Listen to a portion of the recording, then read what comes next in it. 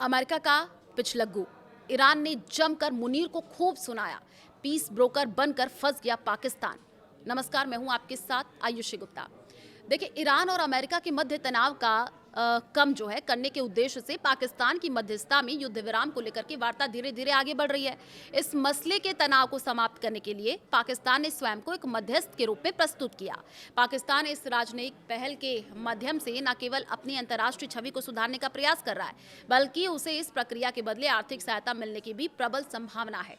हालांकि इन प्रयासों के बीच ईरान के भीतर पाकिस्तान की भूमिका को लेकर विश्वसनीयता का संकट वो स्पष्ट रूप से दिखाई दे रहा है। ईरान के सांसद और राष्ट्रीय सुरक्षा एवं विदेश नीति आयोग के प्रवक्ता इब्राहिम रेजाई ने भी पाकिस्तान की विश्वसनीयता पर प्रश्न चिन्ह लगाते हुए उसकी निष्पक्षता पर संदेह व्यक्त किया है।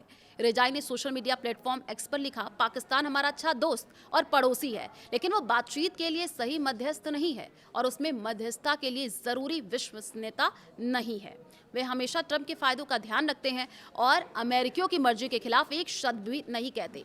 ईरानी नेता ने आगे क्या कहा? उदाहरण के लिए वे दुनिया को ये बताने को तैयार नहीं है कि अमेरिका ने पहले पाकिस्तान का प्रस्ताव मान लिया था, लेकिन फिर अपनी बात से मुकर गया। वे ये नहीं कहते हैं कि लेबनान या ब्लॉक किए गए एसेट्स के मुद्दे पर अमेरिकियों ने कमिटमेंट किए थे, लेकिन उन्हें पूरा नहीं किया। एक मीडिएटर को बिना किसी भेदभाव के होना चाहिए, हमेशा एक तरफ नहीं झुकना चाहिए।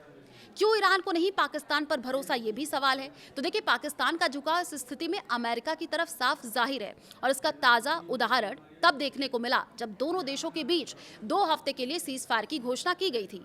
पाकिस्तान के पीएम शहबाज शरीफ के एक्स हैंडल पर जो पोस्ट किया गया उसमें लिखा था, ड्राफ्ट एक्स पर पाकिस्तान के पीएम का मैसेज। हालांकि इस पोस्ट को एडिट कर दिया गया था, लेकिन एडिटेड हिस्ट्री से इसका खुलासा हो गया। इससे एक बात साफ तो हो गई थी कि पाकिस्तान के पीएम ने एक्स हैंडल पर जो भी पोस्ट किया गया उसमें शब्द किसी और के थे, बस आवाज पाकिस्तानी पीएम की थी। इस पोस्ट के बाद ये अटकलें और तेज हो गई कि पाकिस्तान अमेरिका के इशारे पर मध्यस्थता का काम कर रहा है। आसिम मुनीर को जमकर सुना चुका है ईरान। देखिए, ईरानी टीवी ने आरोप लगाया है कि पाकिस्तान डबल गेम खेल रहा है, यानी वो सार्वजनिक तौर पर अमेरिका के साथ खड़ा दिखता है, जबकि निजी तौर पर ईरान से संपर्क बनाए रखता है। इससे पहले भी ईरानी विश्लेषकों ने कहा था कि पाकिस्तान शांति वार्ता को लेकर के ऐसी प्रगति दिखाने की कोशिश कर रहा है जो असल में जमीन पर मौजूद नहीं है। उन्होंने ऐसे दावों को भ्रामक बताया था। इस आलोचना में व्यक्तिगत रूप से आसिम मुनीर का नाम लिया गया। ईरानी विश्लेषकों ने आरोप लगाया कि मुनीर ईरान का प्रस्ताव अमेरिका तक तो ले गए, लेकिन वहां से कोई जवाब वापस नहीं लाए।